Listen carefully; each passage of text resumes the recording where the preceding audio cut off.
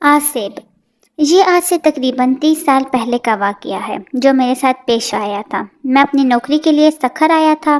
یہاں میرے ماموں رہتے تھے، تو کچھ دن میں ان کے گھر ٹھہر گیا کہ جب تک کہیں اور میرا رہنے کا بندوبست نہیں ہو جاتا۔ ماموں جان کے گھر میں کئی سالوں کے بعد آیا تھا۔ بچپن میں کبھی اماں جان کے ساتھ آیا کرتا تھا۔ ابھی کچھ ہی دن گزرے تھے، نئی نئی نوکری تھی، میں اس میں الجھا ہوا تھا۔ ایک رات میں دیر سے گھر لوٹا، کھانا کھا کر اپنے کمرے کی جانب بڑھا تو مجھے ایسا محسوس ہوا کوئی اوپر کی جانب گیا ہو۔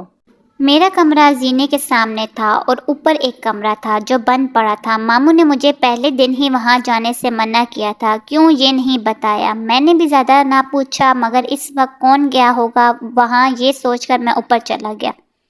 کمرے کے باہر پہنچا تھا کہ اندر سے مجھے کسی کے ہنسنے کی آواز آئی۔ دل بری طرح دھڑکا۔ فطری تجسس کے باعث میں نے دروازہ کھولا۔ اندر کوئی بھی نہ تھا۔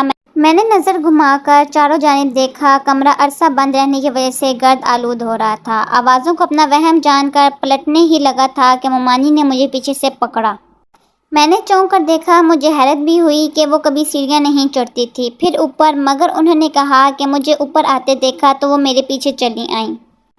مجھ سے پوچھا تو میں نے بتایا کہ مجھے لگا کوئی یہاں آیا ہے، دیکھنے چلا آیا۔ خیر میں ان کے ساتھ نیچے آنے لگا۔ ابھی 2-3 سیڑھیاں ہی اترے ہوں گے کہ مجھے محسوس ہوا کوئی میرے پیچھے پھر ہنسا، مگر وہاں تو ممانی تھی۔ میں نے ڈرتے ڈرتے اپنی گردن گھمائی اور میرے ہوش اڑ گئے۔ میرے پیچھے ممانی کے بجائے ایک جھلسے ہوئے چہرے والی لڑکی کھڑی تھی جس کی آنکھیں سرخ تھیں۔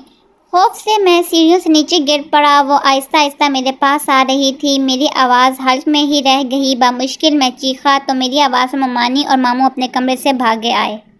میری حالت بہت غیر ہو چکی تھی۔ میں نیم بے ہوشی میں تھا، مگر مجھے وہ لڑکی اپنے سامنے محسوس ہو رہی تھی۔ ماموں شاید سمجھ چکے تھے کہ مجھے کیا ہوا ہے۔ انہوں نے مجھ پر دم کیا اور اپنے کمرے میں لے گئے۔ کچھ دن بعد جا کر میری حالت بہتر ہوئی۔ میں نے اس رات کا تمام حال کہہ سنایا تو ماموں نے بتایا کہ اوپر بند کمرے میں آصف ہے، اس لیے وہاں کوئی نہیں جاتا، مگر وہ کسی کو نقصان نہیں پہنچاتے۔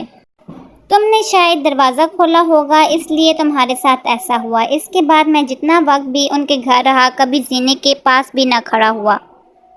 اگر آپ کو ہماری کہانی پسند آئی ہے تو ہمارے چینل کو لائک کریں، سبسکرائب کریں، کمنٹ کریں اور شیئر کریں۔